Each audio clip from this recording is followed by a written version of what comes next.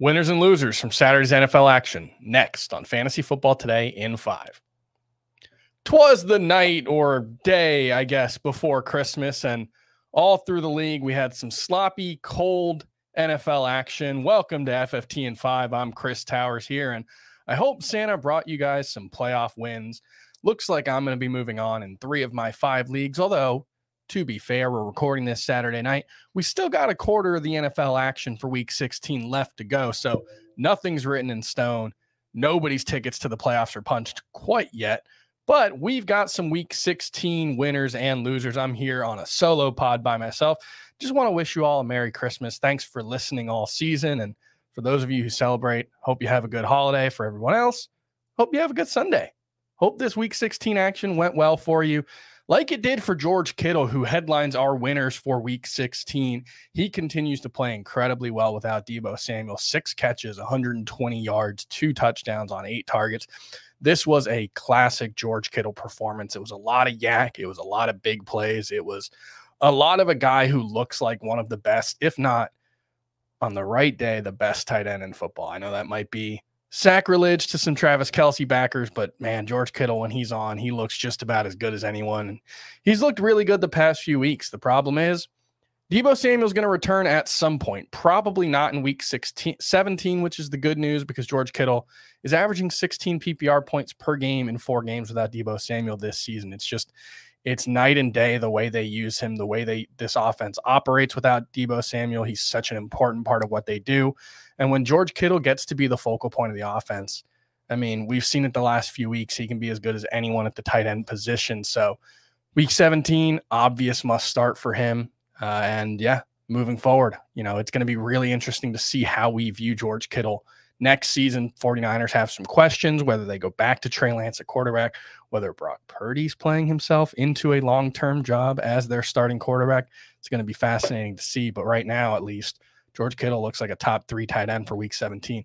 Another winner, Jahan Dotson. If you're still playing in Week 17 and he's available on your waiver wire, he's going to be one of the top targets to go out and get. 6 catches for 76 yards and a touchdown. That's 3 straight good games for him. He got off to a really solid start. 4 touchdowns in his first 4 games, but he got hurt in Week 4, missed some time, didn't really do much in his first 3 games back. I think it was just 2 catches in his first 3 games.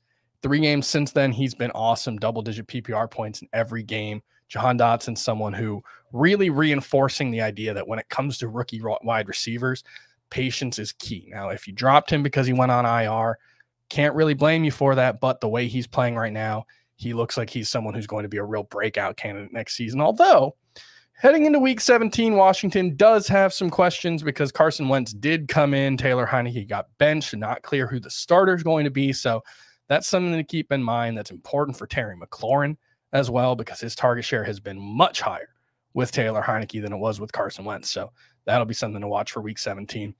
Gardner Minshew looked great playing against the Dallas Cowboys. Had 2 interceptions. Don't blame him at all for those. I believe both were targeted to Quez Watkins, and both of them, Quez Watkins had a chance to catch, got his hands on the ball, and the Cowboys defenders just kind of took the ball away from him. But other than that, Gardner Minshew was excellent. 355 passing yards. Philadelphia fell just short in their comeback attempt. 355 passing yards, 2 passing touchdowns, 2 rushing touchdowns. 1 rushing touchdown. Devontae Smith looked great. Gardner Minshew, if he gets the opportunity to start in Week 17 like I expect he will, he's going to be a top 12 quarterback, no doubt about it. And then TJ Hawkinson, nice bounce back performance, 13 catches, 109 yards, 2 touchdowns. He's another one. Heading into 2023, it's going to be really interesting to see how people view TJ Hawkinson. The pass volume in Minnesota, the target volume for him has been so good since he got there that it's going to be really hard for him not to be a top 5 tight end. And a couple of losers. It's not really in keeping with the Christmas mood, so we won't spend too much time thinking about the losers. But Geno Smith, one of his worst games of the season, 14.2 PPR or 14.2 points and 6 point per passing touchdown leagues. DK Metcalf had 7 catches for 81. He was pretty good, but nobody else had more than 45. Clearly, this is a team that was missing Tyler Lockett. Marquise Goodwin missed some time. He came into the game with a wrist injury. He missed some time in this one with a wrist injury. Noah Fant was dealing with a knee injury coming in. So, fair to wonder if he had a full complement of weapons, even without Tyler Lockett, but not a great game for him.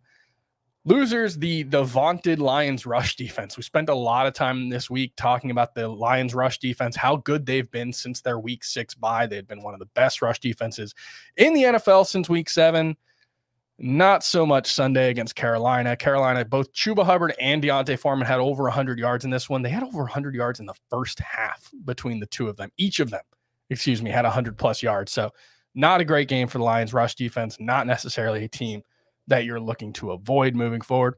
And then just another reminder, as last Sunday was, that running backs who don't catch passes, it can be a tricky path forward for them to be very good fantasy options. J.K. Dobbins was the start of the week this week, and he ran the ball pretty well. 59 yards on 12 carries. That's not bad. Right around 5 yards per carry. That you can't really ask for much more than that. The problem was didn't have a catch, only had one target, didn't get in the end zone. So 59 yards, that was all you got from him. And it's really hard with a guy like him, Isaiah Pacheco, Cordero Patterson, guys like that, where if they don't have a passing game role, you really only got one path to a good fantasy performance, and it's through the end zone. And J.K. Dobbins didn't get in there. He's in a bad Ravens offense that hasn't had a lot of opportunities to score touchdowns. They broke a 7-quarter touchdown-less streak in this game. So it's not a great game for J.K. Dobbins. And that's going to do it for FFT and 5 on Saturday night / Sunday morning. Again, for all those of you who celebrate, Merry Christmas. For everyone else, hope you have a great rest of week 16, and we'll see you next week.